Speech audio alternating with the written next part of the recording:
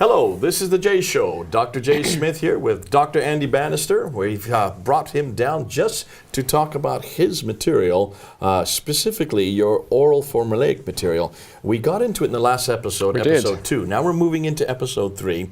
And we're going to unpack exactly. I didn't want you to get going because it's really getting exciting now. Get me going, we'll be there for an hour, Joe. We would, and that's why I want to make sure that we really start from scratch. Sounds good. Back up a bit and explain what you were saying in the last episode. So to summarize where we ended the last episode, I talked about the fact that one of the early arguments I had my Muslim friends advance for the Quran back in the 1990s was Muhammad was illiterate. The Quran is this amazing work of literature. And therefore the Quran's a miracle. And therefore that intrigued me. That's the claim they made. That's the claim. And that intrigued me because I found myself thinking, if all those premises stand up, they're onto something. But then I also described it in the last show how, as I began looking actually into oral cultures, you see, built into that argument is the assumption that oral cultures are stupid. People who don't have access to writing, they can't produce great works of literature, the poor, ignorant ignoramuses. Thankfully we live in this modern literary culture.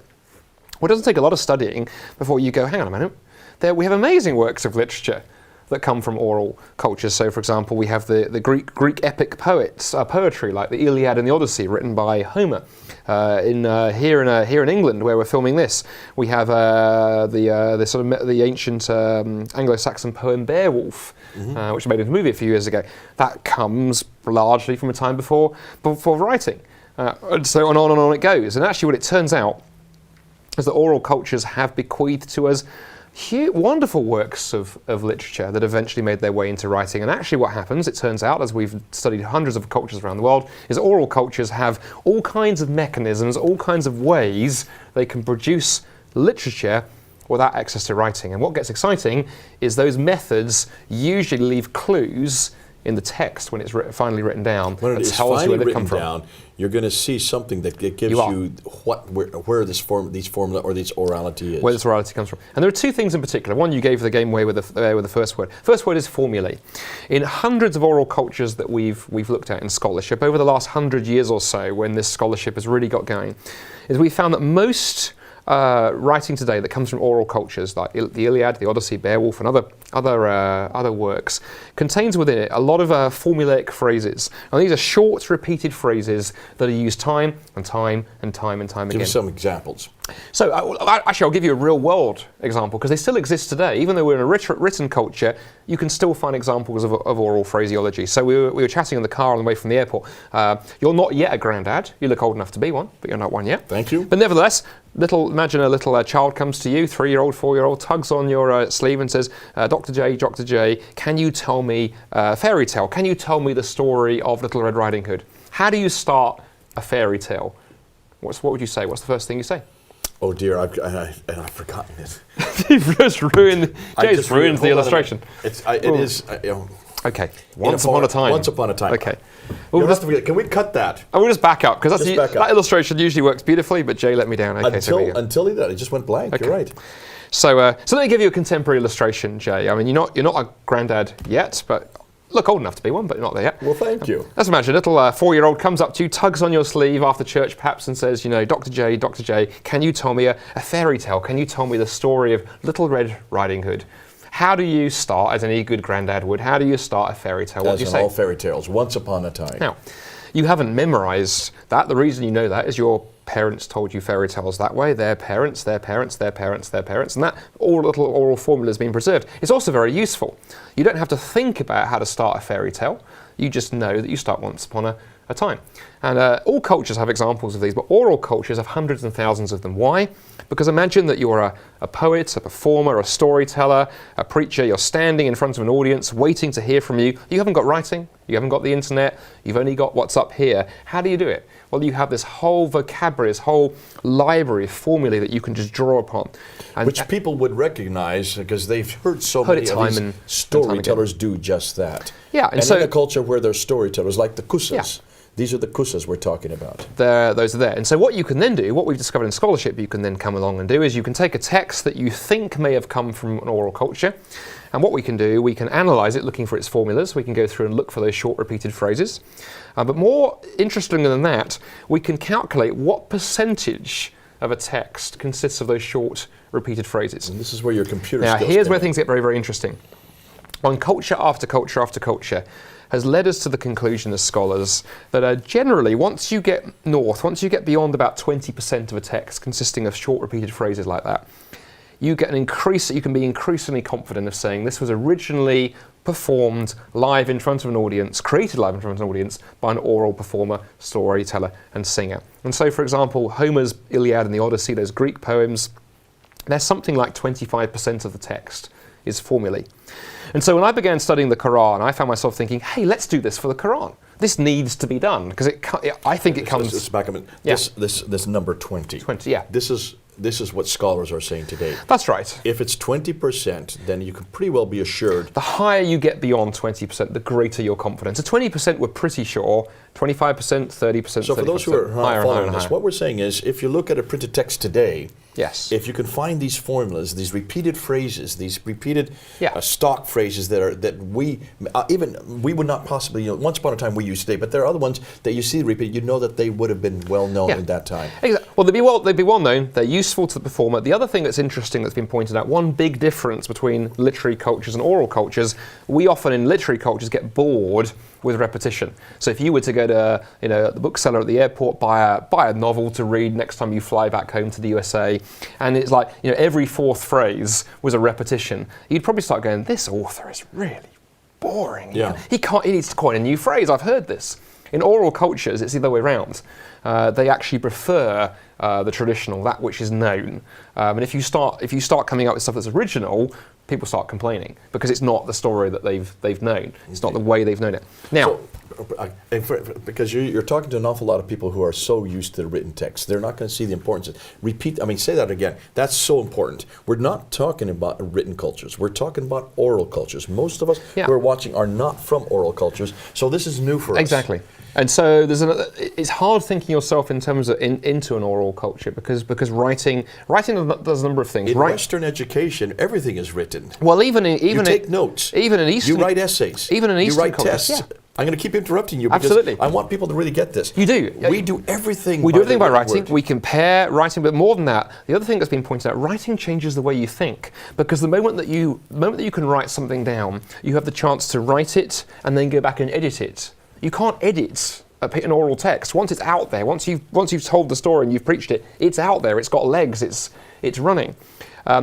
Writing allows you to do things that you can't do without it. Somebody once pointed out that, for example, a list is a written invention. Oral cultures don't memorize lists. Okay. So all of us have got to switch gear. We've got to switch looking gear. at the Quran as a written text like we look at it. Think back into orality for a Go back into it. Now, for those of us who don't come from oral cultures, made something But really... here we're jumping a step, though. How do we know the Quran is an oral Before we do document? that, but I still want to get this idea. Yes. In an oral culture, you want things that are familiar. You want phrases that help you to understand, to give you the genre, to make you feel that's familiar with you. You want stuff that's familiar and traditional, and of course, as the person who's doing the speaking and the performing, you reliant upon formulae because you've got an audience out there hanging off your word, expecting you to hear. And if you say to your audience, it's going to take me 20 minutes to come up with the right phrase here, I'll be back in a moment.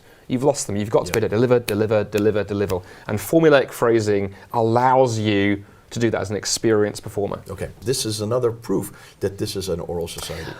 Whenever I introduce this material to people, the idea that the Quran is repetitious is not controversial. Anyone who's read the Quran has noticed, oh, hang a minute, I've seen that phrase again and over and over. What's going on? Over again, you're right. So, built the computer software, and we ran the analysis. Now, here's the thing. Think back a few moments ago. I said 20% is kind of the threshold. If 20% of a text consists of short, repeated phrases, we're pretty certain it's being created by an oral performer live in front of an audience. Homer's poems, which in classical Greek scholarship, nobody really disputes they were created this way. They're 25%.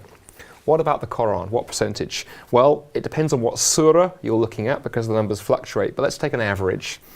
somewhere between about 45 and 50% of the Quran. Now we're going to put up a graph here, and I think it's fascinating because you're going to show the Meccan versus the Medinan. And you can see the graph there. If you take a look at the graph, just point out, explain what's on the graph. Well, there's a couple of things going on. We'll show that the graph you're going to look at here does a couple of things. It shows you the formulaic density, the percentage of formulas in each surah. Immediately you can see a couple of things. Firstly, it runs very high for most of them. But also there's a noticeable step in the graph towards the end of the numbers. And the way the Quran is organised, most of the Meccan material is towards the back of the Quran. So when you're looking at that graph, the left side is Medina and the right side would be Meccan. Yeah. Now that's not a hard and fast rule; it's a general rule. What we were then able to do with the computer is actually go, well, just out of interest, how do the numbers stack up for Meccan and Medina? We won't just look at the graph and get a hunch. We'll actually get the numbers. And what you notice is that the so-called Medinan material in the Quran, there's a huge difference in the number there over the Meccan material. Much higher. There's difference going on there, which is actually surprising.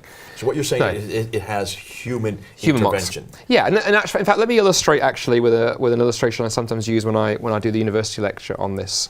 One of my hobbies is walking and exploring the mountains of northern England and Scotland. And there's a lot of history up there. And often you'll come across, when you're walking in the mountains, you'll come across tunnels in the mountains, old mines. There's lots of what we call industrial archaeology. Now there's an interesting thing going on up there. You'll find mines that were dug by the Romans, because unlike you Americans, we have thousands of years of history in this country. And so some of those mines will actually go back to Roman times. Some of them were dug by the Victorians. Mm-hmm. How do you tell the difference very quickly between a Victorian mine shaft tunnel and a Roman one? Well, here's the thing. The Victorians had black powder. They had explosives, and they would blast out, and so you can see the shape of the rock looks different. Romans, on the other hand, picks. They literally dug, and you can look along the ceiling, and you can see pick marks still from 2,000 years ago. In other words, the tools that you use leave marks. And this is the fingerprint you're talking about. That's the fingerprints. The Quran was constructed orally, using oral tools that have been used in hundreds of other cultures. They leave marks, like those pick marks in the rock. When we look at the text, particularly using computer analysis, it's very, very clear. But there's another... Probably one of the best ways to find these pick marks, so to speak, in a text is to look for orality. And you have found over 20% in almost all of them. More so in the Medinan than in the Meccan. But here's the thing, there's another big oral clue as well, and I always want to take these two together, because if it was just this, that's pretty powerful evidence. And actually, were I a Muslim, this would give me a huge concern. But it gets better than that. There's another big indicator that a text has come from an oral culture. And that's the existence of something that we call a performance variant. And again, let me illustrate this. Let's go back to that fairy tale analogy I used. Let's imagine a little child comes to you, tugs on your sleeve and says, Dr. J, tell me the story of Little Red Riding Hood. And you tell her the story. And in fact, word gets around, among small children that you're good at this stuff. So a week later, another little kid comes to you, tugs on your sleeve, Dr. J, tell me the story of the Little Red Riding Hood. And you repeat the story. Now, if we recorded those two stories and transcribed them and compared them, would they be word for word the same? No. In fact, if we were to record what we just done right now, the next time we were to do this next week, you would say it very different. You would have the same content. Absolutely. Unless you've actually gone out and memorized that fairy tale, then it would be different. Same story. You'd have a little girl and a wolf and a basket of goodies and a grandmother, all those other things would be in there, but the words be different. You've created what scholars call a performance variant. Two versions of the story because they were performed orally, not read or recited or memorized. Now, so let's get back to those stories of Adam and Iblis. You're connecting the dots, right? If you can find performance variants in a text, it's a very strong clue that it comes from orality. So, the Quran. There are a number of examples, but perhaps one of the most interesting ones is that one we talked about in an earlier episode, the story of Iblis and Adam. It occurs 7 times in the Quran. Just to recap, because I don't think we've done it this episode, Allah creates Adam, brings the angels in, says to the angels, bow down. They bow down apart from one, Iblis, who refuses, and for that is cast out of paradise and becomes Satan. That story is there 7 times in the Quran, and every time it's different. Well, the wording's different. It's clearly the same story. There's angels, there's a commandment, there's a bowing, there's a refusal, there's a casting out. The main characters, the main events. The story looks the same, but the wording is the way different. It's told. You see, which is exactly what you would expect. You see, if the performance, particularly, if the Quran was a purely literary product, you'd expect one of two things. You'd expect either direct quotation. For example, in the Bible, where the New Testament quotes the Old Testament, you'll often find direct quotation. Or you'll find the Quran saying something like, well, you need to go back to Surah 33 and look this up here. It would self-reference. The fact that it tells the story again and differently best fits this model that we're talking about, performance variance. So you put this together with the formulaic data, and we now have a double whammy. We have incredibly powerful evidence that this is the way the Quran was performed. Now, what's interesting, that the Quran was first recited orally, is not controversial. We talked about this in episode 1 of our 3 episodes together. How when Muhammad died, the Quran is not in written form, right. And there was this huge effort to try and get it written down.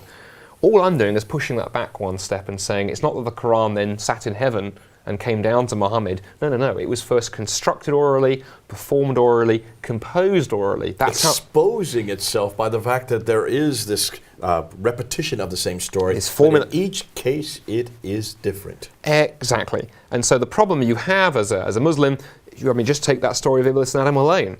If you were to try and construct that as a literary product, as a word for word recitation, well, exactly what did Iblis say to Allah? Exactly how did it play out? I've literally had Muslims look at me and go, well, maybe it happened 7 times. One Muslim said that to me at Speaker's Con. Well, maybe 7 times God called the angels in, every time it's slightly different. I'm like, that's the lengths you have to go to in order to solve this. So that's a good example. Another good example would be the Annunciation to Mary there in Surah 19 and Surah 3, I think from memory, isn't it, where there's 2 stories take place. And so there are differences. There are differences in exactly how it plays out. And again, I've literally had Muslims say to me, well, it happened twice, because there's no other way of reconciling it.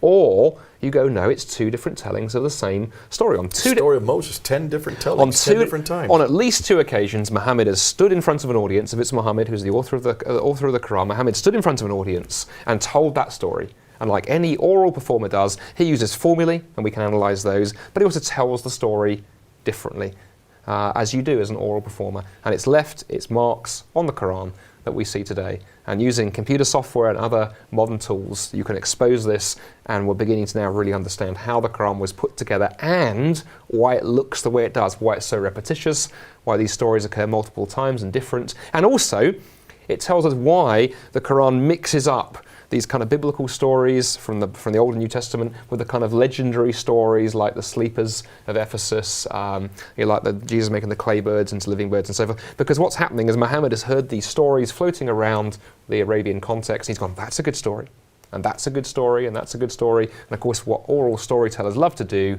is listen to other people's material and then repackage it and use it themselves. As you have done with what you've just told me now, you've done this on different university campuses, you've had many lectures on it, you're using any notes in front of you. You don't need to, because you know the major categories that you're going to, where you're going to go with it, you know exactly what you're going to say, but you don't say it the same way every time. And again, what's interesting about this, it puts the Quran back into its context. Immediately before the Quran, we have the great Bedouin oral poets, the oral poets of Arabia. Scholarship has studied those, and we know this was the way that these guys composed. The suspended poem is a famous one. And in fact, you can find near contemporary accounts of many of these Bedouin poets, almost literally telling you what they do. They would sort of stand up and do their thing. In fact, it's quite fun. It's a little bit of trivia for you. One of the things that those Arabic tribes would do on the battlefields, each tribe would have its poet, and the poets would insult the other. Poetry was a weapon, and the poet who could compose the fastest and the better and the most fluently, won great esteem for his tribe. So it happens before the Quran. And then after the Quran, we see 2 things. Think about the Hadith and the way that's constructed, those traditions of Muhammad. It's constructed orally. So-and-so said to so-and-so, said to so-and-so, said to so-and-so. It's actually constructed as if it's an oral performance. Dr. Patricia Kroenig probably gives a good example of this. She talks about the reference to Muhammad going up with his uncle, Abu Talib. He goes up to Gaza, and there he meets a holy man, and the holy man talks to him and refers to him that this is a special child. But what's fascinating, Patricia Kroenig says, when you look at it, you'll find 15 different tellings of this story. Exactly. And in some cases it's in a different city, in some cases it's when he's at a different age, in other cases, but it's still the same story, but it's told 15 different times. In different ways. And that's exactly the thing. Now, we've always known, she didn't really say that this is, she didn't come up to the conclusions you came up to, but you can see she was saying, her conclusion was, therefore it's all false. Probably this it's never happened. What you're saying is, hold on, it's not a matter of whether it happened or not. We do, that's not the important thing. The important thing is somebody started this story at one time, and then of course they probably had it in one place. The next time it was told, it was probably put to another place, and another time it was talked about a cloud would follow him. Another time it even had the names of his uncle differently. Well, this is very interesting, and actually one of the things that's been shown in orality is as stories make their way through different cultures, one of the things that often gets dropped off are chronological references, time references, and geographical references. Because if you hear some great story that somebody told you, about what happened to their grandfather in Delhi, perhaps on a trip to India, yeah, that's a great story, but I want to tell it in America. Perhaps I'll just drop the fact it happened in Delhi in the 1950s. I'll retell it as if it happened kind of last week. It's a great story. And we see that in oral cultures all the time. Now, here's the interesting thing. We see that with the Quran. Even an untrained reader of the Quran can see this. And the example I would give is look at the stories of Jesus. They're in the Gospels, in the Bible, those biblical accounts of the life of Jesus, Matthew, Mark, Luke, and John. They are, by most accounts, those are Greco-Roman biographies. They're written within the lifetime of the eyewitnesses, by eyewitnesses in many cases. 2 times by eyewitnesses and 2 got from the eyewitnesses. Built into them, if you read the Gospels, you'll discover they've got place names, they've got dates, they've got the names of political leaders. They've basically got a spatial address. They've got a time. They take place in a time and place in history that the text clearly signals. By the time we get to the Quran, 600 years later, well, of course, it's another culture. It's time removed. And so when the Quran talks about Jesus, I mean, think about when the angel comes in and announces to Mary that Jesus is going to be born. Where does that story happen? No. When does it happen? No. Jerusalem's not mentioned. The time's not mentioned. He was a child. That's all we know. And that's exactly the kind of thing we see in oral cultures. Joseph doesn't even exist. Or to give you another example, there's a wonderful book, maybe we can put the image up on the screen of this, by a gentleman called Reuben Firestone, who's a wonderful Western scholar of the Quran. He wrote a book a few years ago called Journeys in Holy Lands. And what he does in that story, in that book, he traces the story of Abraham and the sacrifice from the Quran through early Islam and into later Islam. In the Quran, it's not clear which of the children it is, whether it's Isaac or Ishmael who's sacrificed. By the time we get a few centuries in, it's become Ishmael, right? In the Bible, it's Isaac. And Reuben does this wonderful job of showing how the location of the sacrifice and the characters and the details change over time as the story is retold, and it becomes less Jewish and less biblical, and it becomes Islamicized. And he does a very careful job of tracking that and showing you as stories come through oral culture, that's what happens. And we see it in the Quran. And again, it shows the Quran is this oral document from an oral preacher in Arabia, sometime around about the 7th century. It looks exactly as we'd expect it. It bears no resemblance to any kind of heavenly archetype. Andy, we've got about 5 minutes. What I'd like to do in the last 5 minutes, I'd like to just kind of recap what we have done in these 3 episodes. We've started with this idea that the Quran has never been given the test that the Bible's been given. It's never had this critical analysis, a redacted source, biblical, literary criticism. These don't exist. We don't have anybody that's done this. No one's ever looked at anything that I know of. Well, there are people that have looked at orality, and this is coming out in the last century, but in Homer's Iliad. That's right. Others groups have done it with Yugoslavia. You've given examples of where that is. You're the first one actually to bring it back down to the Quran itself. And this is something that was curious to you because you saw this repetition. You saw these biblical tales. Now, those biblical tales have been well known of. Tisdale talks about them in the 1800s. That's right. He does a great job of saying that these are nothing more than borrowed tales. But when he was talking about it, he assumed these were written accounts. These were written tales that they just misconstrued. You're saying no. Tisdale didn't go far enough. Exactly. But let me say a couple of things that are hugely important. Let's push back before Tisdale. Preserved in the pages of the Quran are the criticisms that Muhammad's opponents levelled at him. Do you remember what the Meccans accused him of using? He was accused of telling fables of the ancients. That's right. So there was something in what he was saying that in their ears sounded like these stories. But here's the other mystery that for a long time mystified scholars. The Meccans, who were famous in history for being great poets and having a great poetic tradition, they accused Muhammad of being a poet, and he denied it. Now, why is that odd? Because normally it's the other way around. Perhaps you come across a famous author and you go, "Oh yes, well I'm a famous author as well," and they go, "Oh no, you're not. You're a jobbing hack." But why is it that the Meccans... Which would be true in my case, but not in your case. Why is it that the Meccans who knew poetry were insistent that Muhammad was a poet, and Muhammad, who wasn't a poet, was insistent that he wasn't? It seems the wrong way around. What I've explained begins to answer this. What I think is going on is Muhammad picks up these kind of formulaic language that the poets were using, and all of the Arabian poets were using this stuff, but he has the innovative idea of using it to tell religious ideas for the first time. So he thinks he's doing something new. So he genuinely thinks, well, this isn't poetry like that. The Meccans, on the other hand, are hearing all this formulaic language and all these stories, and they go, no, this is poetry. So actually, they were both telling the truth. And that insight, that criticism that's there in the pages of the Quran gives us another window into what's going on. Muhammad picked up this tool that was known to everyone in Arabia, and his originality, and I have no problem as a Christian saying Muhammad did some things that were original, his originality was going, I can use this to convey religious ideas. And remember, in order to understand early Islam, I think you have to understand Muhammad's passion for the Arabian people. And he gets this idea in his head to be a great nation, like the Byzantines, like the Persians. The Arabian people, the Arabs, need a religion. And he got into his head, it was his job to create one. Revelation. They need something that they could hold on to. We're going to talk about this in future episodes. But this is exciting because what you're showing and what you're saying is that's why we now see this repetition. That's right. You see these repeated phrases over and over and over again. It's all there. This is the beauty of this. You don't, in one sense, even if you are not a scholar, if you're an ordinary reader of the Quran, if you're a Muslim doing this, or just someone opening the Quran for the first time, it doesn't take you long flicking through to go, you put this into computer analysis. And you can put the numbers, the number crunching. It did it very quickly. Do the number crunching. Out that whereas orality had to be something anywhere from 20% of the text or more. The Quran is approaching 50. Approach 50.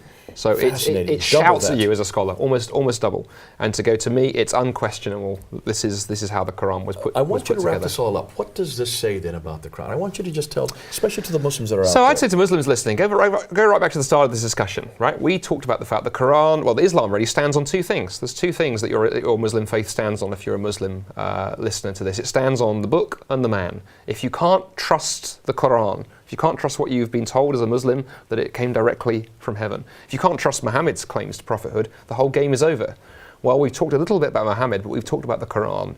And hard as it may be for some of you to hear this, the evidence overwhelmingly shows you the Quran has a history. The Quran has a way it was put together. We can expose that to huge detail now using computers and 21st century analysis. The book does not stand up. And so the question is now whether you have the courage to see where this leads. And as you said at the beginning, Jay, what excites me as Christians, we understand the book and the man, because as Christians we have the Gospels and we have Jesus. And I think what excites me is we can do the same kind of critical analysis on the Bible, and it stands up. The Gospels are full of the names and the dates and the places and the fine details that expose them as eyewitness testimony. They're a very different kind of literature. And so we don't find this orality, is what you're saying. Well, I'd say two things very quickly there. We do find orality in pages of the Old Testament, particularly in places like the Psalms, which is what you'd expect, because the Psalms claim they're praise poetry. David picks up his instruments and praises the Lord.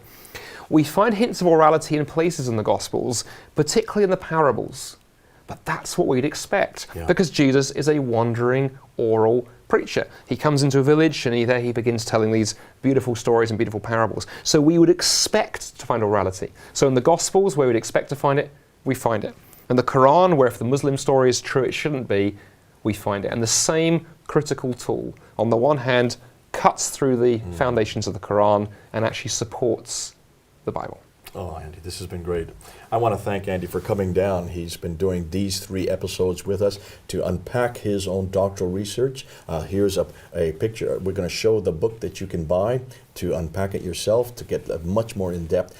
But I hope you've really followed. This is something that shows all the way through that this has human imprint on it. This is not a book. This book here that comes from heaven probably doesn't even come from Muhammad.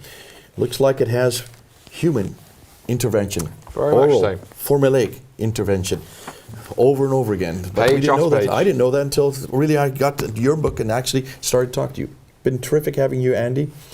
This is Andy and Jay here in London. Over and out.